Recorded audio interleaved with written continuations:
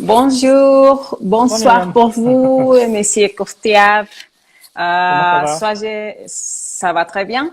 Soyez la bienvenue cette fois-ci pour cette émission au Mexique. Et vous êtes depuis France. Je ne sais pas si vous continuez sur le sud ou vous êtes monté à Paris encore une fois. Mais de toute façon, merci de avoir accepté cette invitation pour partager un peu de tout votre parcours professionnel. Merci à vous. Bon, on va essayer de faire aussi la partie en espagnol après que vous nous partagez votre connaissance en français pour toutes ceux qui nous écoutent. Donc, on va les faire petit à petit.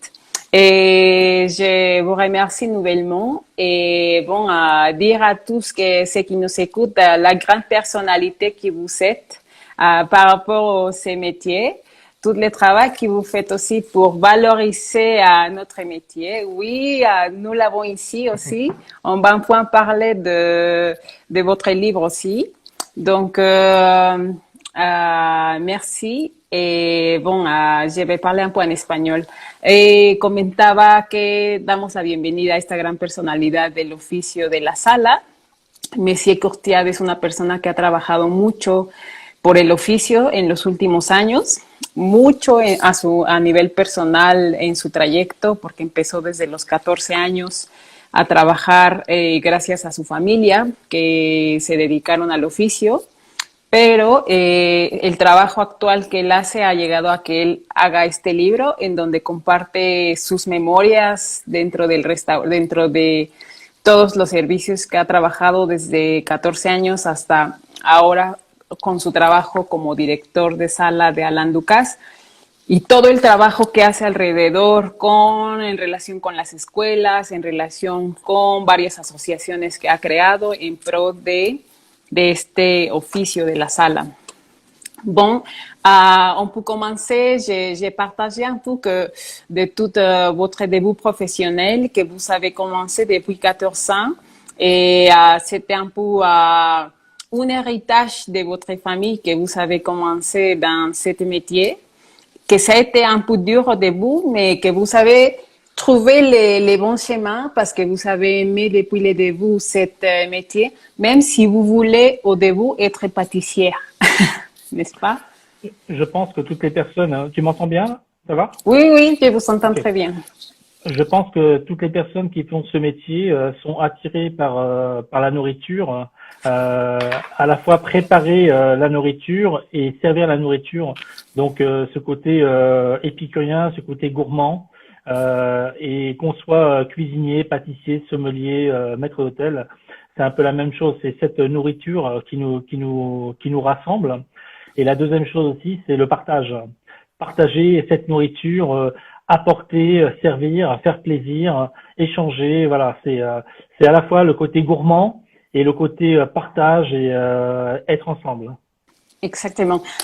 Monsieur Courtier explica que él cree que a todos los que nos llama la atención este oficio es porque amamos la cocina, todo lo gourmet, y así como el sentido de compartir, comer bien y todo esto. Entonces que él le pasó eso cuando detectó que este era su oficio. Continúe, monsieur. Et donc, moi, la première chose que je voulais faire, c'était partir de chez moi, vivre ma vie, gagner mon argent et Oui. être autonome et être indépendant. Et donc, le premier métier qu'on m'a proposé, c'était de devenir maître d'hôtel. Et moi qui voulais être pâtissier, parce que je faisais des gâteaux dans le restaurant de mes parents, j'avais qu'une envie, c'était en fin de compte vivre ma vie. Donc c'était pour moi la même chose, pâtissier, maître d'hôtel, cuisinier. Et donc j'ai accepté donc dans ce grand restaurant qui est l'Auberge des Templiers dans le Loiret, de partir de chez moi et de devenir professionnel. Exactamente. Nos explica que él cuando empezó en esto, que él lo que quería era realmente salir de su casa, ser independiente y que una de las opciones con las cuales logró esto fue cuando pues en el restaurante de sus padres él practicaba la pastelería, pero cuando salió para salir de su casa, la primera oportunidad que se le brindó fue en el Auberge de Templiers, que es un hotel-restaurante, en donde a él le ofrecieron ser parte del servicio y que desde ahí pues se quedó en el oficio de servicio. Oui, et après l'Auberge de Templiers. Hein? Oui. Alors, ce qui est important de comprendre pour que tout le monde comprenne bien, la vie professionnelle, souvent, on fait des cases, on fait des catégories. Il y en a un qui fait ça, il y en a un qui fait ça, il y en a un qui fait ça. Moi, j'ai qu'une envie, c'est d'ouvrir le débat, d'ouvrir le regard et de se dire pourquoi on est là, pourquoi on fait notre métier. Notre métier, c'est pour recevoir des clients consommateurs qui viennent acheter une prestation, alors que ça soit la cuisine, la pâtisserie, la sommellerie, la salle. Il faut justement ouvrir tout ça et on est tous là, on est tous dans un travail d'équipe pour justement délivrer cette prestation. Donc c'est pour ça que le maître d'hôtel ou le sommelier, voilà, on est tous dans un collectif pour délivrer une prestation. Et moi j'aime bien avoir une vision beaucoup plus globale. Monsieur Courtial explica que para él es importante remarcar que debemos de dejar de pensar que el sommelier es una cosa, el mesero es otra, el pastelero es otra, en cocina son otra, que nos tenemos que ver como un colectivo, como un grupo, porque al final todos estamos al servicio del cliente y que para él es muy importante romper la visión de estar cerrados a una sola pieza importante en un restaurante. Uh-huh. Et donc, j'ai fait un apprentissage, j'ai appris mon métier, et après, je suis parti en Angleterre pour apprendre l'anglais. Et donc, ensuite, je suis revenu en France, travailler dans différentes régions de France, dans différents restaurants. Et donc, j'ai beaucoup appris en bougeant beaucoup. C'est un métier qui nous permet aussi de nous déplacer et d'apprendre dans chaque région, dans chaque catégorie d'hôtel ou de restaurant, de faire des rencontres, etc. Donc, ça a été mon cheminement professionnel. Sí, también él explica que este oficio te permite mucho conocer varias partes pues, del mundo o de tu país, que él después de este periodo de prácticas en Auberge de Templiers se fue a Inglaterra a aprender inglés y que pues después al regreso a Francia le permitió ir a varias zonas y que esa es una de las cosas positivas de este oficio que te permite conocer varios lugares. Oui. Donc c'est très important quand on est jeune, c'est de bouger, de voyager, de rencontrer, de découvrir. Et après, une étape importante, c'est quand je suis arrivé à Cannes, dans le sud de la France, pas très loin de Monaco, au Carlton à Cannes. Voilà. Et j'ai eu la chance de gagner un concours qui m'a désigné comme étant le premier chef de rang de France à l'époque. Oui, después de que él fue a aprender francés y regresó a Francia, él bajó al sur de Francia en Cannes y ahí empezó a trabajar. Fue donde se le presentó la oportunidad de hacer un concurso como chef de rang. El chef de rang en México sería el mesero, literal, y ganó en ese momento un concurso a nivel nacional como premier chef de rang. ¿Sí? Donc les concours, c'est bien, je dirais, d'en faire au moins un dans sa vie professionnelle. Ça permet de se remettre en question et ça permet de, si ça se passe bien, d'avoir un peu la lumière qui arrive sur soi. Donc c'est important. Et le fait d'avoir gagné le concours, j'ai les équipes d'Alain Ducasse à Monaco qui m'ont téléphoné, qui ont demandé à ce que je vienne les rejoindre parce que j'avais gagné le concours et j'avais été mis en lumière à travers les magazines, etc., etc. Sí, que lo que le ayudó al concurso y lo importante de los concursos es que pues te da un poco de visualización. Todos te ven, todos saben quién eres. Entonces que después de este concurso él recibió una llamada de parte del equipo de Alain Ducasse para ser parte del equipo. Alors j'ai 25 ans et à la fois c'est un enjeu très important. J'arrive au Louis XV à Monaco d'Alain Ducasse, donc c'est un endroit juste incroyable, c'est magique, à 25 ans. Et je suis le numéro 2 du restaurant, donc à la fois, je suis très heureux, très fier, mais à la fois d'arriver déjà à 25 ans à ce niveau-là, ça m'a posé un souci d'adaptation, pas au niveau du travail, mais au niveau intellectuel, de se projeter pour et après. Qu'est-ce qui se passe après quand on est déjà avec les grands aussi rapidement? Sí. Eh, Él recibe esta llamada de parte del equipo de Alan Ducasse cuando Denis Courtiat tenía 25 años y él comenta que pues era muy joven y que el reto era cómo tan joven era el segundo en importancia en el equipo de sala, en el restaurante de Alan Ducasse en el Hotel de París y pues que el reto era cómo poder estar al nivel de esta responsabilidad que él adquiría. Et pues j'avais un peu expliqué un peu le contexte de qu'est-ce que c'est l'hôtel de Paris, quel niveau est-ce qu'il y a le restaurant. C'est moi qui explique. Alors, Ah on a d'accord, très bien. Non, non, c'est toi ou c'est moi? Tu connais? Oui, oui, je connais. Vas-y, alors explique. Ouais, vas-y. D'accord, d'accord.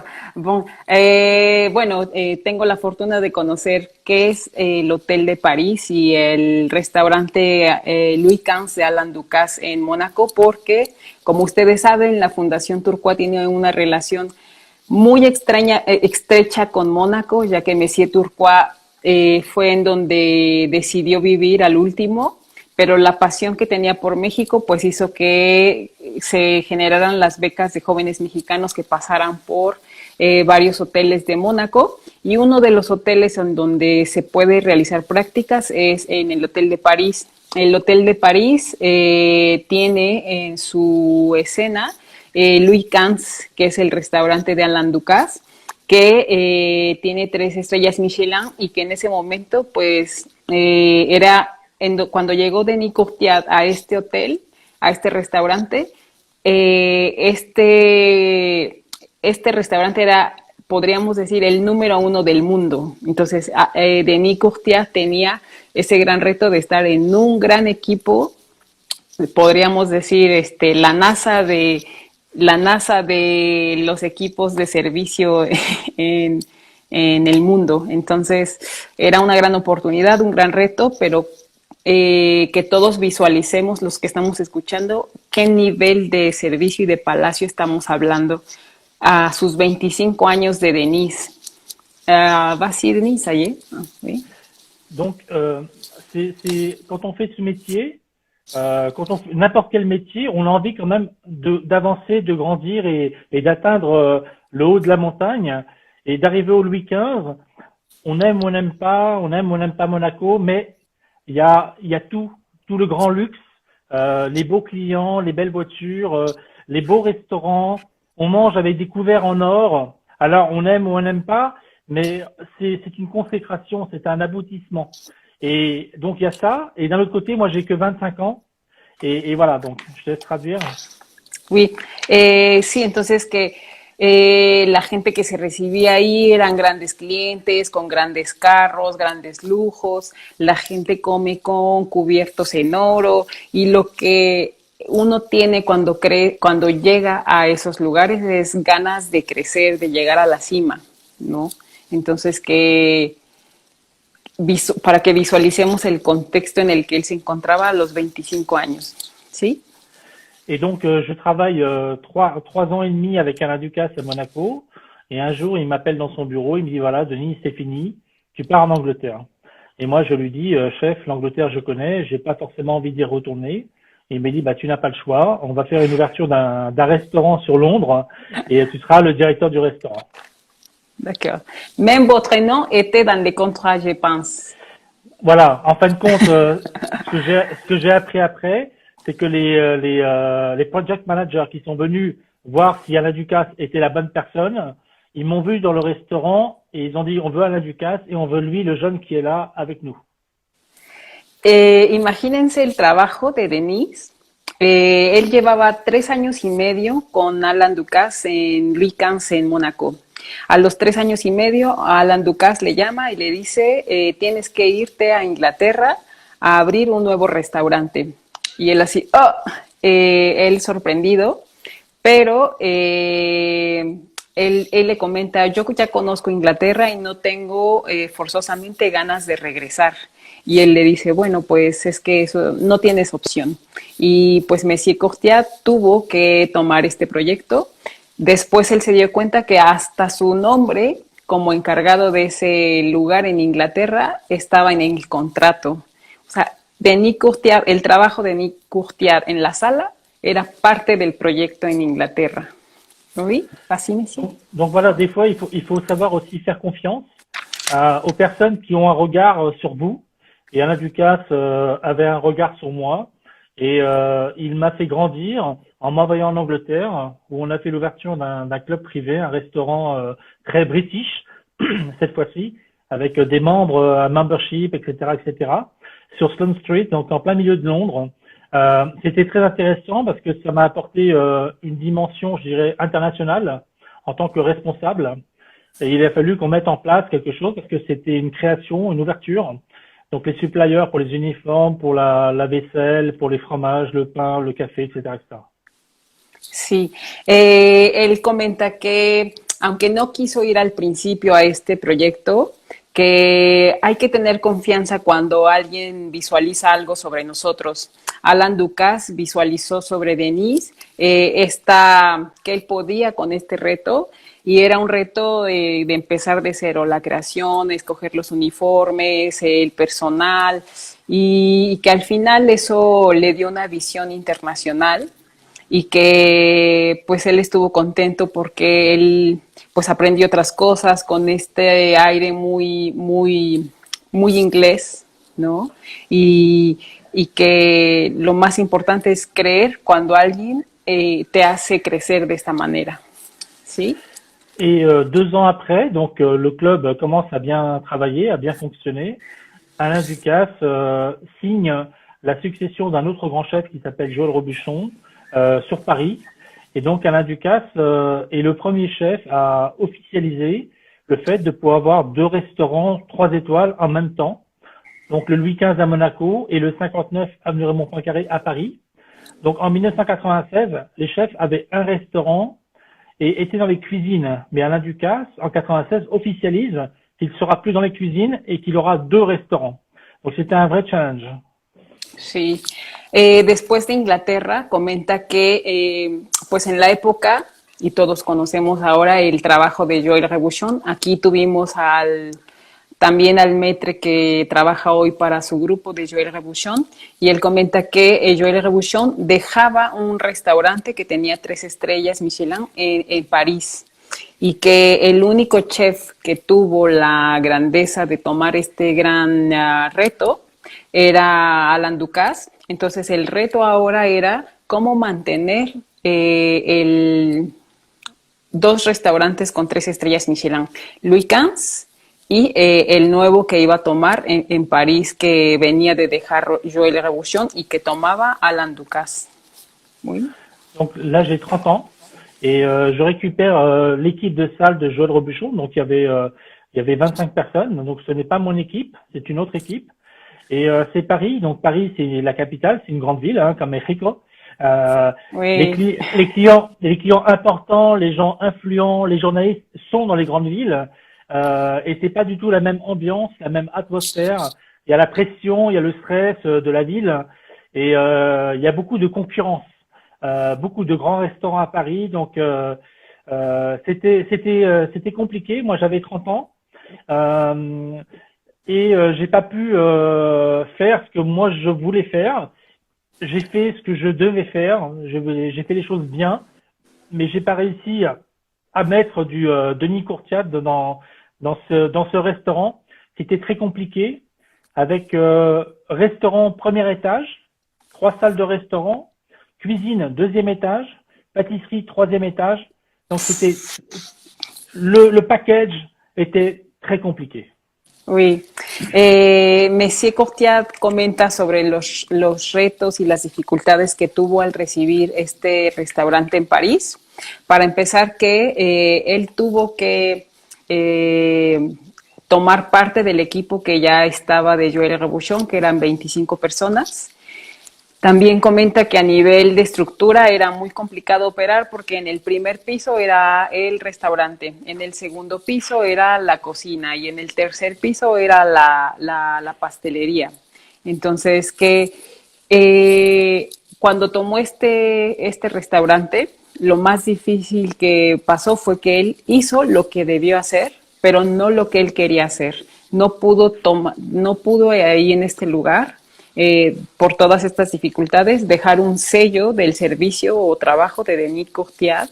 Entonces, que fue como lo más complicado, además de que el ambiente o cómo se desarrolla el servicio en un lugar diferente, que es como una ciudad como París, parecido a la Ciudad de México, que son unas ciudades en donde hay mucha competencia, la vida es diferente, hay mucha presión, mucho estrés en la gente, y que eso fue las dificultades que él encontró cuando tomaron este restaurante en París.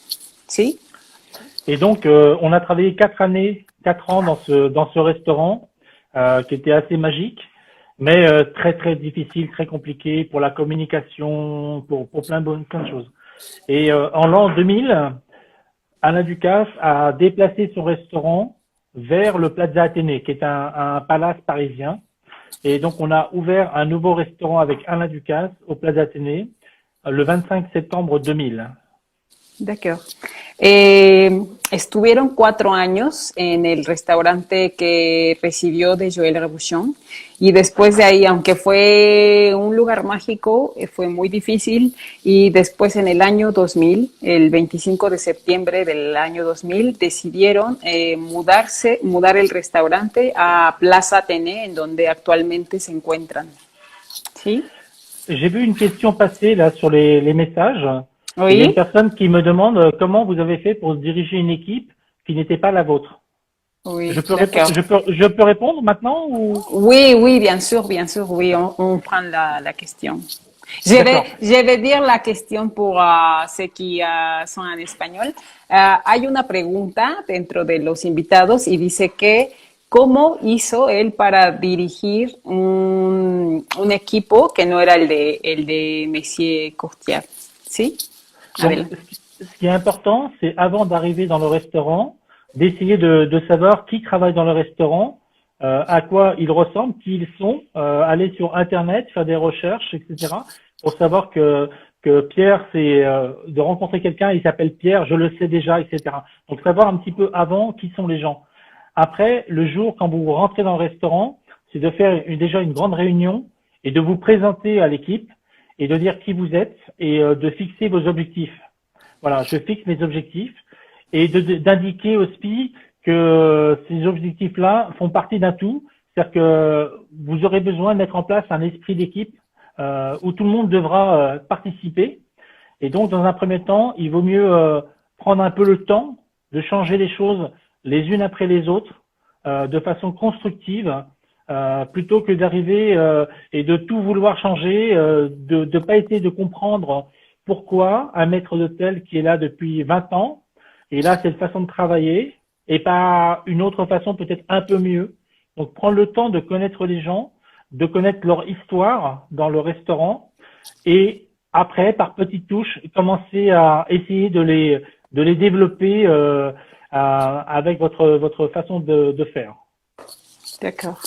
Bueno, él responde a esta pregunta y él dice que lo primero que hay que hacer es investigar de todas las maneras posibles en internet, sobre su Facebook y así, quiénes son las personas que trabajan en el equipo.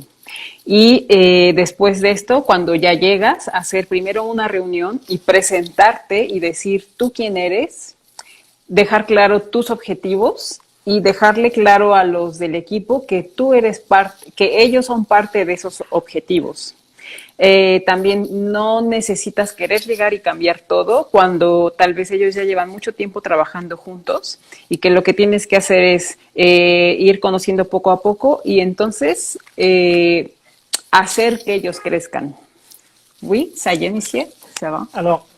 Alors, je vais dire deux choses. Il y a quelqu'un qui me pose la question pour l'auberge des Templiers, donc je vais y répondre en français, mais oui, et tu n'as pas besoin de traduire, mais L'auberge des Templiers était une magnifique maison. Monsieur Despé était Monsieur Despé et la cave des vins était remarquable. Et pour revenir, voilà, à cette époque de Paris, ce qui est important, c'est que le manager doit être un exemple. Il doit être exemplaire. Il doit montrer ce qu'il demande à ses collègues de faire. Il doit leur montrer comment faire et que lui sait aussi le faire. Voilà, il doit être exemplaire dans tout ce qu'il fait, dans tout ce qu'il dit. El gerente o el director tiene que ser un ejemplo en todo eso lo que él hace y que él dice. Y tiene que saber hacer todas las cosas para que sea un ejemplo para su equipo. Oui. Voilà, donc après Paris, on a quitté donc le 59 Poincaré pour aller au Plaza Athénée et on a ouvert avec Alain Ducasse. Donc on a juste déménagé le restaurant et donc dans les murs du Plaza Athénée, donc beaucoup plus confortable, en plein centre de l'hôtel, un restaurant magnifique. Et donc maintenant, ça fait 20 ans que je suis là-bas, mais pas 20 ans. Non. On a eu en tant que seconde cuisine Jean-François Piège pendant 4 ans, Christophe Moret pendant 6 ans, Christophe Saint-Agne pendant 3 ans, Romain Méder pendant 5 ans, et en pâtisserie, on a eu aussi Christophe Michalak, Jessica Prealpato, Michael Bartocchetti. Donc, on a eu beaucoup de chefs qui sont venus faire la cuisine d'Alain Ducasse au Plaza Athénée. Donc, à chaque fois, c'était une remise en question et voilà. Sí, él comenta que se cambiaron en el 2000 a Plaza Athénée, el restaurante, en un súper bello lugar, en el corazón de este hotel, y que es un muy, muy lindo lugar, y que no creamos que porque llevan 20 años, pues, qué aburrido, qué plano. Ha habido el trabajo de muchos colaboradores en la parte de cocina y en la parte de pastelería que han interpretado el espíritu de la cocina de Alain Ducasse. ¿Sí? Voilà, donc je suis au restaurant d'Alain Ducasse au Plaza Athénée et depuis quelque temps, j'avais besoin de faire beaucoup plus pour ma profession que ce que je faisais dans le restaurant. Le restaurant, c'était très bien. J'avais mes assistants, Nairi, Émeric, Maxime, Laurent, qui faisaient parfaitement leur travail. Et moi, j'avais encore besoin de développement, d'aller à la rencontre des acteurs de ce métier.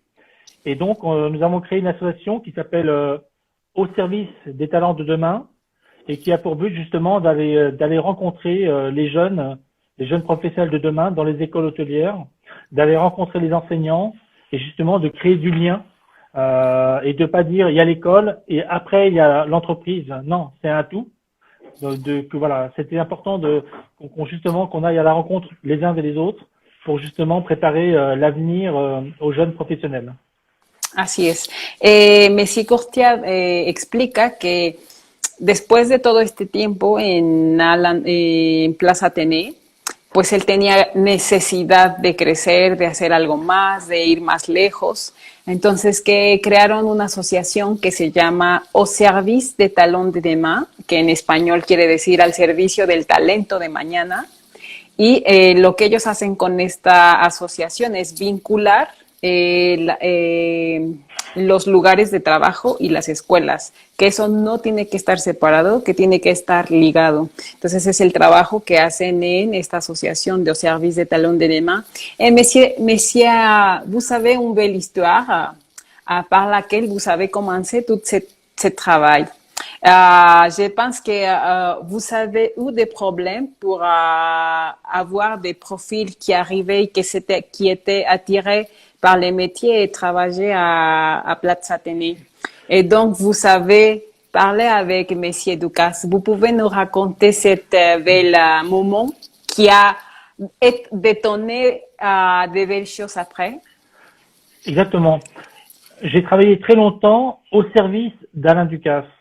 Donc, à un moment donné, je ne recevais plus de curriculum vitae, tous les restaurants, mais moi aussi. Et j'étais surpris parce que on est une belle maison avec beaucoup de renommée. Et donc, je me suis dit, je vais aller voir Alain Ducasse.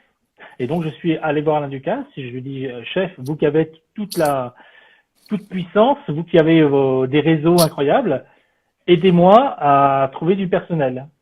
Et il me regarde et il me dit très froidement, et toi, qu'est-ce que tu fais pour ton métier?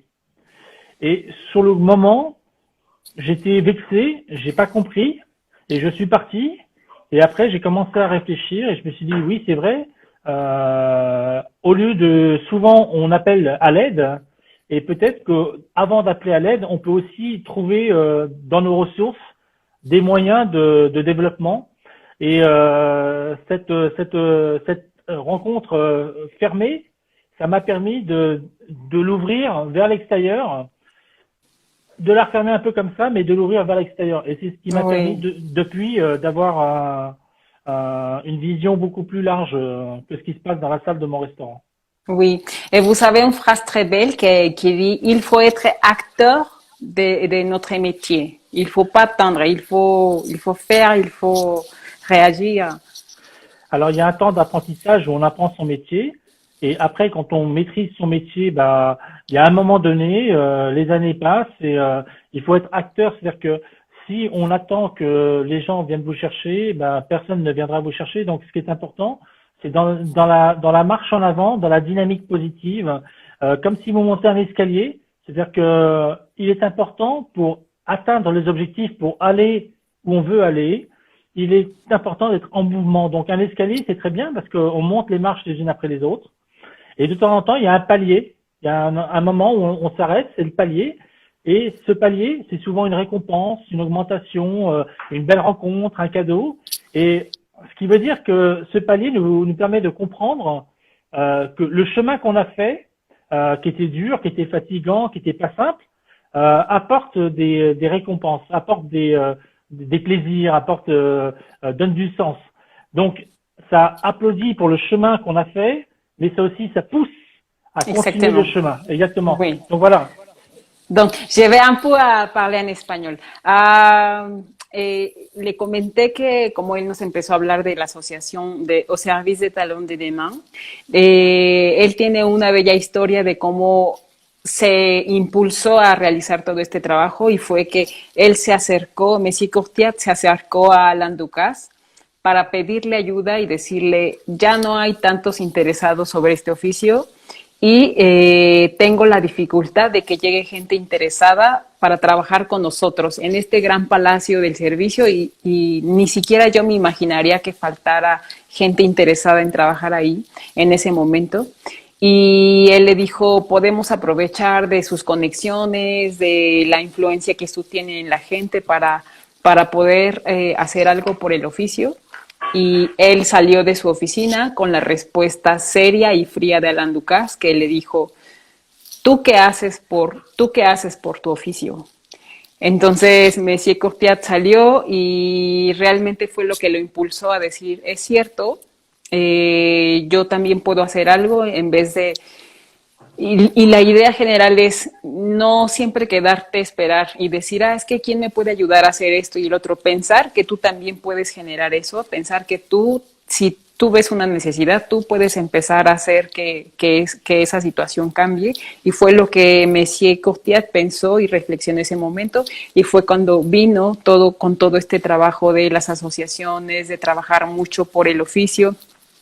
Y él comenta que hay algo muy importante, que hay que ser actores de tu oficio. ¿Y qué quiere decir él con esto? Que es como escalar. Tú vas un escalón, un escalón, un escalón y hay un descanso.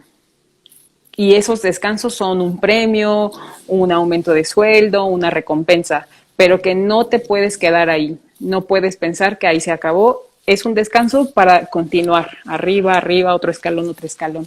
Entonces, que para él esta conversación con Alain Ducasse que detonó todo este trabajo fue importante, pero es muy importante también tener esta mentalidad de nunca descansar, de seguir trabajando, de pensar siempre que hay más, más, más. Et après, messieurs, après les débuts de la association et tout. Hein.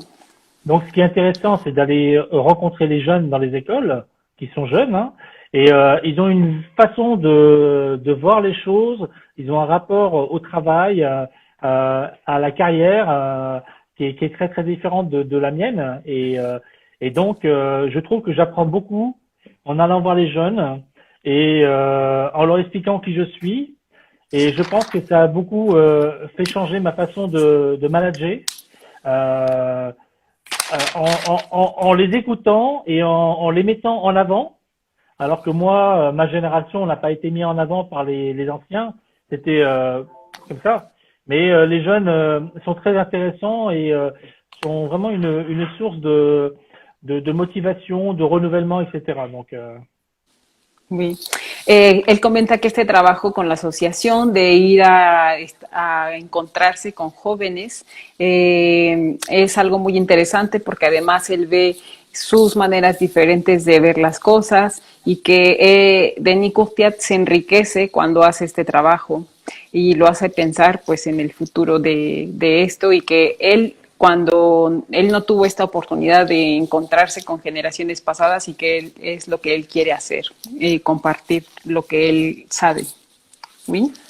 donc après, quand vous devenez un professionnel, un grand professionnel, euh, vous avez après une philosophie de service.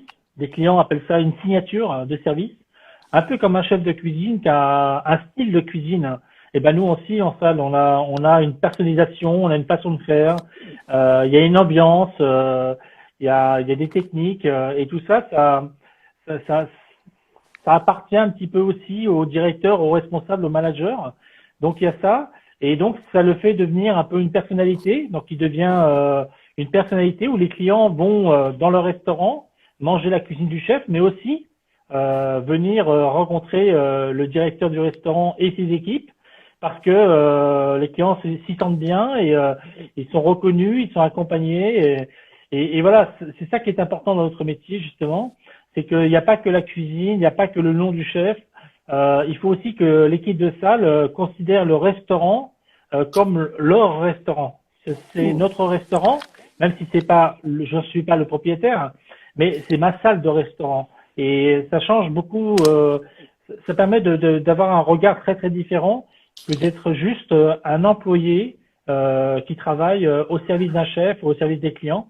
Ça change vraiment tout le regard du quotidien. Exactement. Messi explica que ser un gran profesional es querer hacer tu marca, tu firma dentro del servicio, que los clientes cuando vayan al restaurante no solo vayan por la cocina, vayan por el trabajo, vayan también a encontrarse con el director de sala y su equipo, ¿no? Y comenta que eso es personalizar el servicio, darle tu personalidad al servicio, que la gente lo identifique así como identifica el trabajo de cocina de un chef. Monsieur Courtiat, quelle est votre signature dans les services? Quelle est la signature de Denis Courtiat qu'on peut trouver dans les services? Je pense que c'est une très grande sensibilité. Donc quand on est sensible, on a des capteurs, on a des radars, on sent les choses, on voit les choses, on anticipe les choses, voilà. Et le client fait ça, qu'on est déjà là parce qu'on sait on sait ce qu'il y a après. Et le client est surpris parce qu'on a anticipé, on a dépassé ses attentes. Donc il y a déjà ça. Et deuxièmement, je fais énormément confiance à mes collaborateurs. Je me mets au service de mes collaborateurs. Ils sont pas à mon service, c'est moi qui me mets à leur service. Pour ça, ça permet il faut leur donner toutes les clés, tout ce qui est indispensable pour que eux soient leurs propres chefs, leurs propres responsables et qu'ils aient pas l'impression que moi je fais ça parce qu'au-dessus il y a un responsable. Non, non. Tu fais tout ça parce que tu es responsable de tout ça. Et moi, je suis responsable de tout ça. Et le sommelier est responsable de tout ça. Parce que le client, quand il va partir du restaurant, il va dire « j'ai été bien servi » ou « j'ai été mal servi ». Il va pas dire que Pierre a bien servi le pain, Laurent a mal servi l'eau, voilà, voilà. Oui, oui, exactamente. Oui. Ya que Messi Courtier nos dijo, en el servicio tenemos que buscar tener nuestra firma. Le pregunté cuál es la firma de Denis Courtier en el servicio y él me dice que la primera es la gran sensibilidad. ¿Qué significa esto? Pues tener como radares que te ayuden a anticiparte y a sobrepasar las necesidades de tus clientes, que cuando ellos esperen algo, tú ya llegas con las cosas y entonces sorprenderlos. Y que también una de las claves es tener confianza en su equipo y darles todo lo necesario para que puedan ejercer sus responsabilidades y hacer consciente a cada persona del equipo que son sus responsabilidades, que ellos son su jefe, o sea, que Denis Courtier no está, su equipo no trabaja para él, ellos trabajan solos y que no está, su equipo no está a su servicio de Denis Courtier está al servicio de su equipo. Entonces, eso es hacer responsable a cada uno de su trabajo y que cada uno es jefe en su jefe en sus responsabilidades. Entonces, el sommelier tiene sus responsabilidades, el mesero las suyas y Denis Courtier como director tiene sus responsabilidades, porque cuando un cliente se va del restaurante no dice, Rafael me sirvió bien el pan, Jesús me sirvió bien el agua. No divide las tareas por nombres y solo dice, recibí un buen servicio o un mal servicio. Oui, merci. C'est un très jolie réponse et je pense qu'il faut beaucoup de gens qui dirigent les équipes avec ces pensées de travail parce que comme ça, c'est pas le chef. Il est parti du travail et il a des responsabilités et chacun a des responsabilités. Donc, il faut que chacun fasse ces choses. Dans mon restaurant, le chef de rang travaille comme un maître d'hôtel, intellectuellement. Le maître d'hôtel travaille comme un directeur. Ils sont tous responsables. Voilà. Alors que à mon époque, le commis est commis, le chef de rang, chef de rang, voilà. Mais nous sommes au service du client, voilà. Oui. Et le chef de rang peut servir du vin, peut servir de l'eau. On a 4 sommeliers, donc mais voilà, on va pas aller chercher le sommelier et lui dire il faut servir de l'eau alors que la bouteille est là et nous on peut le faire. Voilà, c'est juste c'est simple. Hein. Oui. Sí, dice Denis que sí es muy importante esto, que todos se hagan responsables un poco de todo, que todos sientan que es su restaurante y que, por ejemplo, en su restaurante, si el sommelier tiene que servir el agua, pero si hace falta y no lo ven ahí, no van corriendo a buscarlo, oye, falta agua en esa mesa. Cualquiera de ellos puede hacerse responsable de esa tarea sin problema. Uh-huh. Vous savez, dans les restaurants, on fait beaucoup de briefing. Le chef vous dit ce que vous avez à dire au client. On fait des affiches, tout est écrit, etc. Mais c'est pas la vraie vie. La vraie vie, c'est le client à l'instant T qui a une envie, qui a un regard, qui a un besoin et qui est pas du tout ce qu'on avait préparé nous. Mais voilà, et c'est là que c'est important à l'instant T de délivrer avec beaucoup de sensibilité, d'accompagner le client et d'être juste. Et après, de justifier. J'ai fait ça pour ce client parce qu'à ce moment-là, il fallait le faire comme ça. Voilà. Oui, mais là, non. Et donc voilà. Et c'est là-dessus qu'on est sur l'accompagnement. Et moi, j'ai une phrase que j'aime bien dire. Je ne sers ni à droite ni à gauche, mais uniquement et seulement du bon côté. C'est-à-dire que c'est le client qui m'indique comment le servir. Si le client est penché comme ça, je vais le servir par la droite. S'il est penché comme ça, je vais le servir par la gauche. Et j'ai pas de problème avec ça. Exactamente. Sí, también nos dice que los briefings son muy importantes porque es en donde el chef les dice, hay esto, hay esto, hay esto. Pero que el verdadero servicio, la verdadera vida de la sala es cuando el cliente llega y tiene sus necesidades. Y entonces tú tienes que leer con sensibilidad estas necesidades del cliente y acoplarte al cliente. porque no vas a ser cerrado de decir, no, no, no, aquí es por la derecha o aquí es por la izquierda o aquí se hace porque es la costumbre de aquí. Entonces él tiene una frase que dice, el buen servicio no es servir ni por la derecha ni por la izquierda, es servir por el lado correcto. Dice, si el cliente está así, pues no le vas a servir a fuerza por la derecha, o si está así, tampoco le vas a servir a fuerza por la izquierda. Tienes que ser sensible a todo esto. Monsieur Alain Ducasse a une belle phrase aussi sur les habitudes. Il dit une habitude, c'est une mauvaise habitude, non? Donc, ça applique un peu à ça, non? On peut pas dire, non, ici, on fait les choses comme ça. Donc, Alors, il faut bouger les choses, il faut. alors, il y a deux choses. Il y a l'habitude ou la routine. Pour nous, dans nos maîtrises, c'est important d'avoir des repères. Hein.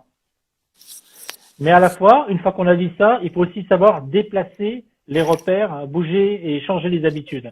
Mais il est important de pas toujours recommencer à zéro, de s'appuyer sur ce qui marchait bien avant, de continuer, de développer. Donc, on peut pas tout balayer comme ça tout le temps, c'est pas possible. Mais on peut pas rester figé non plus comme ça, sans bouger. Voilà. Il faut réussir à trouver le juste milieu pour créer cette dynamique, pour pas que les gens soient enfermés dans quelque chose qui n'a plus lieu d'être, qui ne marche pas, etc. Donc une habitude est toujours une mauvaise habitude. Ça, c'est de la provocation, c'est vrai. Mais à la fois, on a aussi besoin de temps en temps de routine, d'habitude. Mais il faut savoir aussi en sortir. Oui. Le decía yo a Maître Denis, de lo que nos comentaba, ¿no? Que no decir, es que aquí lo hacemos y entonces hay cosas que dentro del oficio generan rutinas y que es distinto rutina a costumbre. Entonces, Monsieur Alain Ducasse tiene una frase que dice, una costumbre es una mala costumbre, ¿no? O una rutina es un mal hábito. Entonces, Messi Costia dice que aquí hay que analizar algo, que en el oficio, mientras operas, hay cosas que necesitan tener organizaciones o cosas ya definidas. Pero no porque haya cosas definidas, sepas que, entonces como es así, no lo puedes cambiar. Que también es importante no empezar de cero todos los días. Si hay cosas que funcionan, pues aprovecharlas. Y si hay cosas que hay que cambiar, ¿no? Y que es el sentido de la frase, no es como tomar todo, que siempre tengo que empezar cosas de cero y renovar y renovar y renovar sin una razón. Es retomar lo que te ha servido y estar en esa línea de poder cambiar cosas que puedan ser positivas. Oui, on peut continuer. Voilà. D'accord. Il y a tellement de choses à dire que voilà. Oui, je sais. Il y a beaucoup de questions.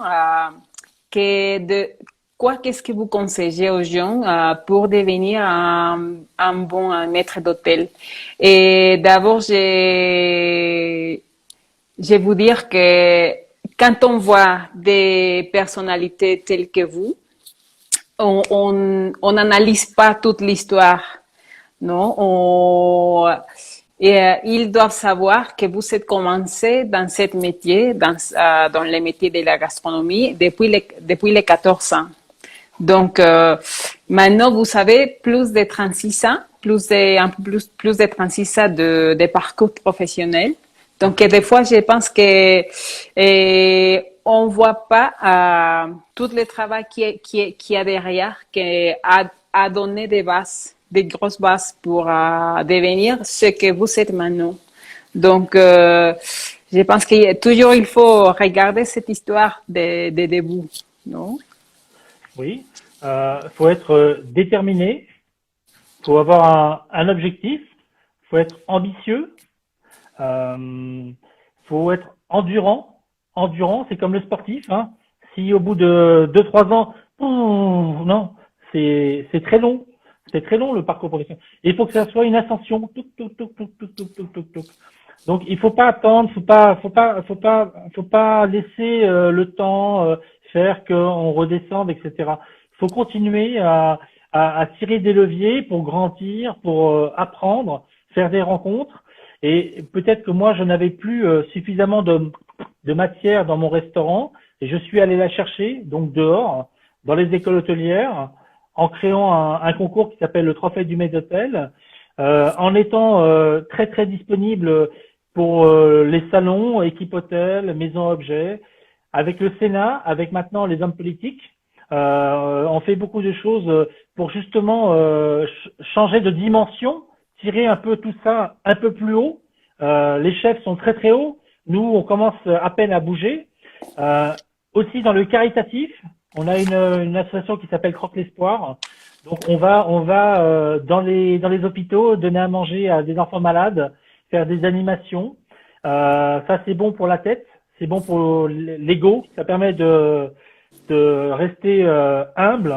Et donc voilà, toutes ces actions font que on devient une personnalité et ça nourrit la personne que je suis. Et j'ai 53 ans, donc je suis encore très jeune. Je pense avoir 10 ans d'avance, donc j'ai encore plein de projets et pas pour être le meilleur ou quoi que ce soit. C'est juste donner du sens et avoir une vision et pas avoir un travail mécanique. Je viens pas travailler, faire mon travail. Non, non. Je viens travailler, mais il faut que ça ait du sens. Faut que ça ait du sens pour moi, pour l'environnement qui est autour de moi, c'est-à-dire que mes clients, mon chef, mon équipe, et ça nourrit la tête et ça fait du bien. Oui. Bueno, le pregunté de varias preguntas de ustedes que nos están escuchando. Muchos de ustedes preguntan qué consejos puede dar él para ser un gran maître d'hôtel, ¿no? Entonces él dice que hay que ser determinado, hay que tener un objetivo, hay que ser ambicioso y también que hay que ser muy competitivo, como en el deporte. Es decir, no puedes ser muy bueno y cansarte y esperar y luego otra vez duro y cansarte y esperar. No puedes parar. Tienes que trabajar siempre, tienes que buscar mucho. Si tu restaurante no te da lo que tú buscas, tienes que salir, buscarlo.